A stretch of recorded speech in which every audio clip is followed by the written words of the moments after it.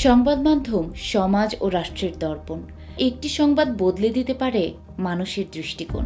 আর তাই তো ইতিহাসে বারবার রাষ্ট্রের গুরুত্বপূর্ণ ঘটনাতে সংবাদ মাধ্যমকে নানাভাবে দমন কিংবা ব্যবহারের চেষ্টা করা হয়েছে। 2024-এর জুলাই আগস্টেও ভিন্ন কিছুই হয়নি। ইন্টারনেট যখনই হয়ে উঠেছে লাখো মানুষের কণ্ঠস্বর, তখনই বন্ধ করে দেয়া হয়েছে ইন্টারনেট কানেকশন। কিন্তু বণিক বার্তা কি থেমে গেছে? এক বছর আগে, গত বছরের জুলাইয়ের এই দিনটি ছিল আমাদের জন্য অসম্ভব অনিশ্চয়তা, বাংলাদেশের জন্য একটি খুবই ভয়াবহতম একটি দিনগুলোর একটি। যখন ইন্টারনেট বন্ধ, তখন আসলে প্রত্যেকটি তথ্যই ডিরেক্ট ফোনেই সংগ্রহ করতে হয়েছে কিংবা ঘটনাস্থলে যেতে হয়েছে। আমরা আমি যদি বলি যে রামপুরা বাংলাদেশ টেলিভিশনে যেদিন আগুন লাগে, সেদিন আমি সেখানে উপস্থিত এবং সেখানকার একটা ফুটেজ নিয়ে আমি অফিসে চলে আসি। মোবাইলেই ধারণ করা একটা ফুটেজ। সেখানে ছাত্ররা টিভি ভবনের অনেকাংশে আগুন জ্বলছে, উপরে হেলিকপ্টার থেকে করা হচ্ছে, হেলিকপ্টার উঠতেছে, নিচে হাজার হাজার লাখে লাখে মানুষ আন্দোলন, টিভি ভবন এবং ওই রাস্তা অবরুদ্ধ করে রেখেছে। তো সেই জায়গা থেকে এসে আসলে আমাদেরকে অনেক এই ফুটেজগুলো অফিসেই নিয়ে আসতে হয়েছে।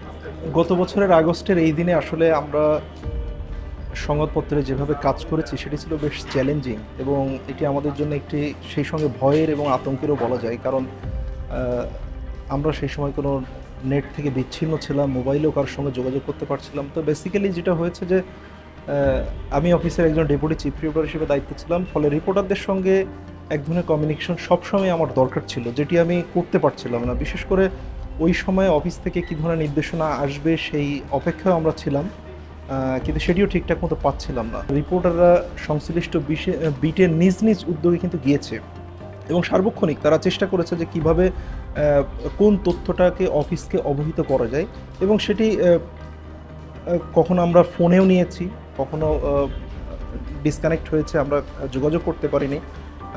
তবে সবচেয়ে বেশি যে বিষয়টা আমরা ফলো করেছি সেটি হলো যে সেফ জোনে থেকে রিপোর্টটা সংগ্রহ করে কিভাবে অফিসকে দেওয়া। ইন্টারনেট বন্ধ করে দেওয়ার পর প্রথম যেই সমস্যাটা হয়েছিল, আমরা যে আন্তর্জাতিক বড় ইভেন্টগুলোর রিয়েল টাইম আপডেট দিতে পারছিলাম না।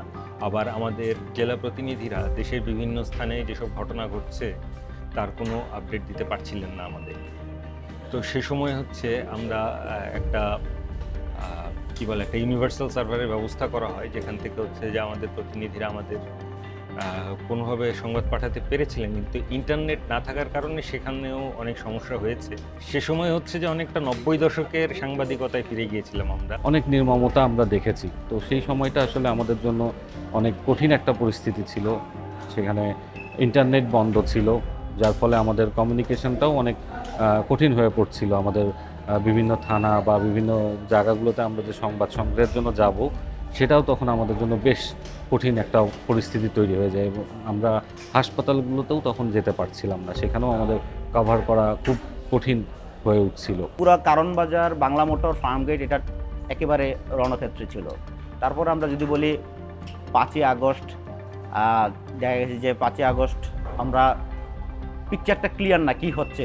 সকালের দিকে নেট ছিল না, তো আমরা কি হচ্ছে এটা বোঝার জন্য আমাদের পাশের বিল্ডিংয়ে এএফপির অফিস, ওখানে এএফপির পুরো চিফ শফিকুল আলমের সাথে দেখা করতে গেলাম বোঝার জন্য। উনি তখন প্রচুর ফোন নিয়ে ব্যস্ত, উনি আমাদের সাথে বেশি কথা বলতে পারে না। চা খেলাম, তো এনে অফিসে আসার পরে 1টার মধ্যেই আমরা খুব সম্ভব খবর পেয়ে গেছি যে হাসিনা ফ্ল্যাট টু ইন্ডিয়া। সেদিন আমি অফিসের সামনে, আমার অফিস কারওয়ান বাজারে, অফিসের সামনে যখন আমি আসি, আমার অফিসে ঢোকার কথা, কিন্তু বাইরে বেশ গোলাগুলি হওয়ার কারণে অফিসের গেট বন্ধ ছিল। নিরাপত্তাজনিত কারণেই তারা সেটি বন্ধ রেখেছিল, ফলে আমি এসেই আসলে ভেতরে ঢুকতে পারিনি। তো এর মধ্যে ওই এলাকায় বেশ গোলাগুলি হচ্ছিল এবং টিয়ার শেল ছিল। আমি চোখ খুলতে পারছিলাম না, নিঃশ্বাস নিতে পারছিলাম না। এমন অবস্থায় আমি অফিসের গেটের সামনে এসে অপেক্ষা করতে থাকি যেন একটু সুযোগ পেলে ওরা গেট খুলে দেয় এবং আমি ভেতরে ঢুকতে পারি। ইন্টারনেট বন্ধ হওয়ার পরে সবচেয়ে বড় একটা চ্যালেঞ্জ ছিল, কারণ আমরা যারা প্রিন্ট পত্রিকায় কাজ করি আমাদেরকে বিভিন্ন ধরনের ছবি নিয়ে কাজ করতে হয়। স্পেশালি আমি ফিচারে কাজ করি, আমাকে অনেক ছবি নিয়ে কাজ করতে হয়, এবং আজকের দিনে এসে আমাদের নিউজ বলেন বা ছবি, এই সব কিছুরই সোর্স আসলে ইন্টারনেটের একটা বড় সোর্স হিসেবে আমাদের কাজ করে। সংবাদের জন্য তখন হয়তো আমাকে আবার ফোনে ফোনে মানুষের সাথে যোগাযোগ করতে হয়েছে, যেটা একসময় হচ্ছে অর্থোডক্স সাংবাদিকতা ছিল, আমাদেরকে আবার সেখানে ফেরত যেতে হয়েছে। বিদেশি খবর তো অবশ্যই, দেশি খবরগুলো আমরা পাচ্ছিলাম না।